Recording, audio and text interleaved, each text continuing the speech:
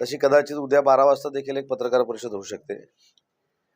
आज सकाळी जी पत्रकार परिषद झाली त्याच्यामध्ये प्रथमेश गावणकर जे आहेत, जिजाऊ संघटनेचे कार्यकर्ते, त्यांनी शिवसेनेमध्ये सक्रिय होण्याचा निर्णय घेतला. आणि आज आम्हाला सगळ्यांना विशेष आनंद असा आहे की गेली 2.5 वर्ष आमच्यापासून लांब असलेला एक सहकारी, ज्याची राजकीय सुरुवात ग्रामपंचायतीच्या सदस्यापासून झाली होती, त्याच्यानंतर ते जिल्हा परिषदेचे सभापती देखील झाले होते. परंतु ठीक आहे, काही समज गैरसमजातनं ते 2-2.5 वर्ष बाजूला होते. सगळ्यात त्यांच्या मनाचा मोठेपणा असा आहे की उबाठाच्या युवासेनेचे ते जिल्हा प्रमुख देखील झाले. परंतु माझी त्यांची चर्चा झाल्यानंतर विधानसभेच्या निवडणुकीला सामोरं जात असताना त्यांनी एक धोरणात्मक आणि त्यांच्या सर्व सहकाऱ्यांनी निर्णय घेतला की माझ्यासोबत शिवसेनेमध्ये काम करायचं. आणि आज त्या निर्णयाचं मी स्वतः माझ्या सगळ्या पदाधिकाऱ्यांच्या समवेत मनपूर्वक त्यांच्या या निर्णयाचं स्वागत करतो. परशुराम कदमनी अतिशय चांगल्या पद्धतीनं जिल्हा परिषद सदस्य म्हणून काम केलं होतं, सभापती म्हणून देखील काम केलं होतं. राजकारणामध्ये काही अनेक टप्पे असे असतात की ज्याच्यामध्ये काही घटना घडत असतात, काही समज गैरसमज होत असतात आणि स्वतःचा माणूस हा लांब जात असतो. आणि म्हणून मी असेन, तालुका प्रमुख बाबूशेठ माप असतील, मुन्ना देसाई असतील, निमेश नायर असतील, विजय खेडेकर जी असतील, सुरेश मयेकर असतील, यांच्या अतिशय जवळचा एक मित्र आमच्यासोबत नव्हता, ही आमच्या मनामध्ये खंत होती. परंतु आम्हाला आज मनापासूनचा आनंद आहे की परशुराम कदम यांनी शिंदे साहेबांचं नेतृत्व स्वीकारून वंदनीय बाळासाहेबांचा विचार पुढे नेण्यासाठी आणि दिघे साहेबांच्या स्मृतीला अभिवादन करण्यासाठी आज शिवसेनेमध्ये प्रवेश करण्याचा निर्णय घेतला आहे. त्यांचं मी मनपूर्वक स्वागत करतो. आणि त्यांचा सन्मान म्हणून कालच मी रात्री सन्माननीय एकनाथ शिंदे साहेबांची भेट घेतली. साहेबांना विनंती केली की एखादी व्यक्ती ज्यावेळी जिल्हा प्रमुख पद सोडून आपल्या पक्षामध्ये सक्रिय होते युवासेनेचं, तर त्यांना त्याच्यापेक्षा मोठं पद देण्याची जबाबदारी ही पक्षाची राहते. आणि मी एकनाथ शिंदे साहेबांना देखील मनापासून धन्यवाद देतो की त्यांची पत्रकार परिषद सुरू असतानाच एकनाथ शिंदे साहेबांनी त्यांच्या पदाचं देखील पत्र या ठिकाणी पाठवलेलं आहे. त्यांना युवासेनेच्या कोकण विस्तारक पदी त्यांची आज एकनाथ शिंदे साहेबांच्या नेतृत्वाखाली नेमणूक झालेली आहे. आणि म्हणून मला असं वाटतं की मनाने एकत्र होतो, परंतु कदाचित शरीरानं वेगवेगळे होतो. आज अतिशय चांगला निर्णय परशुराम कदम यांनी घेतलाय. खरं तर परशुराम कदम हे नाव घेताना आम्हाला फार मोठं वाटतं.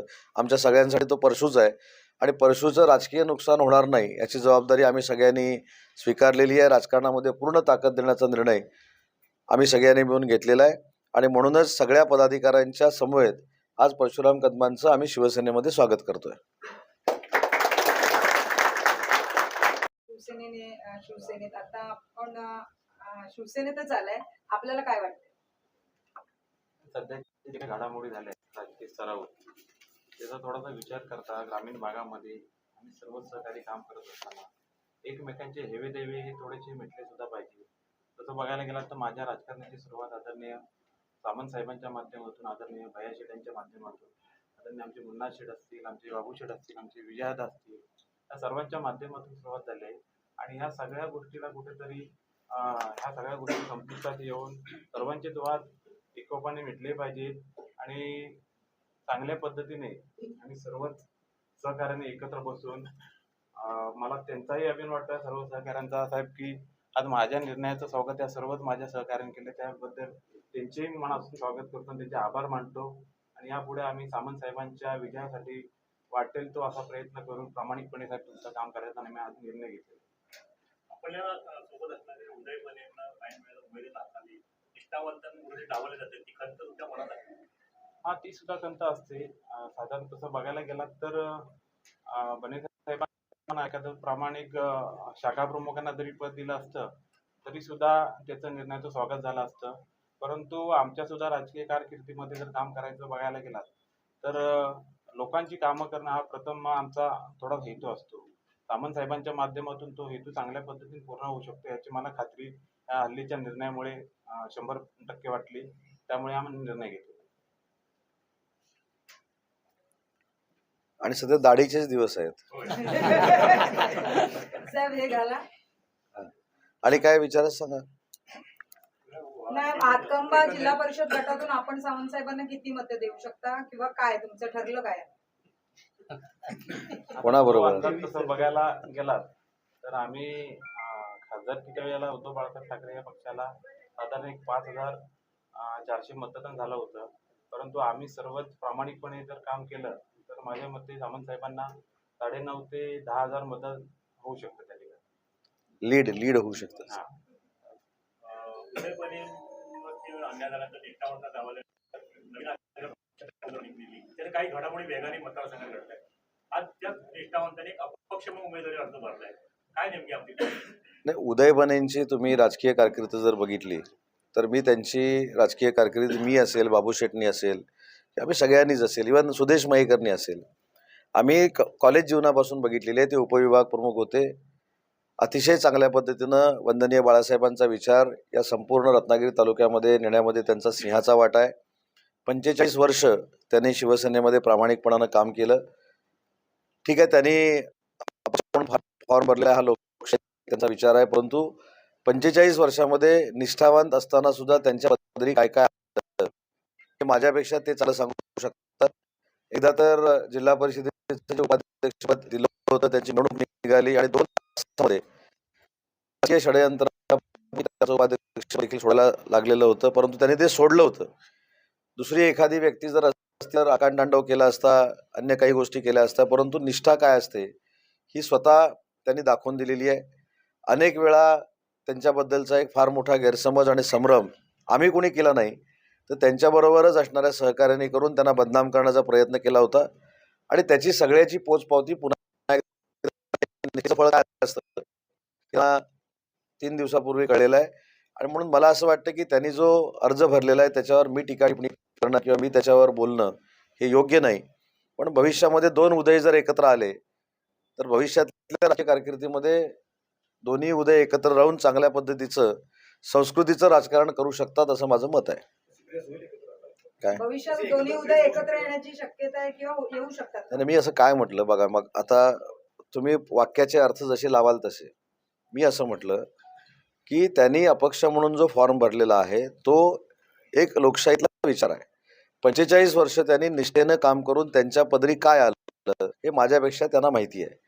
त्यांनी अपक्ष म्हणून जरी फॉर्म भरला असला तरी देखील माझी मनापासूनची इच्छा आहे की आम्ही 2 उदय जर या मतदारसंघामध्ये एकत्र आलो तर विकासात्मक नाही, सगळ्याच गोष्टीमध्ये संघटनात्मक देखील फार मोठी ताकद उभी करू शकतो. परंतु हा शेवटी त्यांच्या मनाचा प्रश्न आहे. मी निमंत्रण देणं, त्यांना विनंती करणं हे माझं कर्तव्य आहे, हे माझी जबाबदारी आणि ते मी केलेलं आहे. त्यामुळे ते जबाबदारी स्वीकारतील न स्वीकारतील हा त्यांचा लोकशाहीतला एक त्यांचा स्वतःचा निर्णय घेण्याची प्रक्रिया जी त्यांची आहे. पण अशा माणसावर अन्याय झाल्यामुळंच त्याच दिवशी महिला आघाडीच्या प्रमुख सायली साक्षी रावणन यांनी शिवसेनेमध्ये येण्याचा निर्णय घेतला. त्यांच्याबरोबर कट्टर काम करणारे विजय गोळेकर म्हणून जे चांदोरचे शाखा प्रमुख होते, जे 17 वर्ष शाखा प्रमुख होते, त्यांनी देखील या निर्णयावर नाराज होऊन हा निर्णय घेतला. परसूने आज जो निर्णय घेतलेला आहे तो कदाचित आमच्या सगळ्यांच्या विनंतीवरनं आणि त्यांच्यावर झालेल्या अन्यायावरनं घेतला असेल. परंतु हे फक्त ट्रेलर आहेत. अजून 22 दिवस आपल्याला 25 दिवस निवडणुकीच्या प्रचाराला सामोरं जायचं आहे. अनेक पत्रकार परिषदा अशा मला घ्याव्या लागतील. मी महाराष्ट्राच्या दौऱ्यावर ज्यावेळी असेन त्यावेळी तालुका प्रमुख म्हणून बाबू शेठ असतील, विधानसभेचे समन्वयक म्हणून सुदेश शेठ असतील, आज नव्यानं नियुक्त झालेले कोकणचे विस्तारक म्हणून परशुराम कदम असतील, आमचे सगळेच सहकारी असतील. ही रोज तुम्हाला नवीन नवीन एक चांगली बातमी देत जातील आणि माझं मताधिक्य वाढत जाईल. मी सांगितलं ना 20 तारखेपर्यंत. हो, रोज एक. 1 लाखाचा पत्ता गाठायचा आहे ना. नाही, 1 लाखाचा पल्ला लीडचा गाठणं हे एक संकल्प असतो, परंतु समोरचा किती उमेदवार लहान असला मोठा असला तरी त्याची बदनामी करायची नसते, त्याच्यावर टीका करायची नसते. हा संस्कार माझ्यावर आहे. त्याच्यामुळे जे उमेदवार आहेत ते आज लोकशाहीच्या रणांगणात आलेले आहेत आणि त्यांना कशा पद्धतीनं रोखायचं ही आम्ही सगळी जबाबदारी घेऊ. लोकशाहीच्या मार्गानं, नाही तर रोखायचं परत ब्रेकिंग कसं रोखायचं हा विचार उदय सामंत करणार. तसं नाही, लोकशाहीच्या मार्गानं कसं रोखायचं आणि जास्तीत जास्त मताधिक्य मला कसं मिळवायचं यासाठी आम्ही प्रयत्न करणार. बाबा, तुमच्या अति जवळचे अंधे होते परशुराम कदम. हो. आणि ते घेऊन गेला की तुमचं मन नेहमीच अस्वस्थ असायचं. काही गैरसमज अशा गोष्टी होत असतात किंवा छोटे छोटे अशा गोष्टी घडतात. त्याच्यामुळे असं मन थोडी लांब राहिली होती. पण माझं आणि त्याचं वैयक्तिक कधीही बोलणं थांबलेलं नव्हतं. आम्ही दोघं बोलत होतो आणि एकाच गावात राहून आम्ही सामाजिक कार्य आमचं दोघांचंही चालू होतं. आज परशुराम आल्यामुळे नक्कीच जिल्हा परिषद गटात नव्हे तर आजूबाजूच्या सुद्धा जिल्हा परिषद गटांमध्ये आपल्याला चांगलं काम होईल. नक्कीच परशुराम कदम लीड वाढवण्यामध्ये मदत करतील. गैरसमज दूर झाले 2.5 वर्षातले. 100% आमचे तर नव्हतेच, माझे तर त्यांच्याबद्दल कधीच गैरसमज नाही. नाही, त्यांचे गैरसमज कधी नव्हते. तुम्ही गैरसमज करून देण्याचा प्रयत्न पण करू नका. तसे काही गैरसमज होणार नाहीत.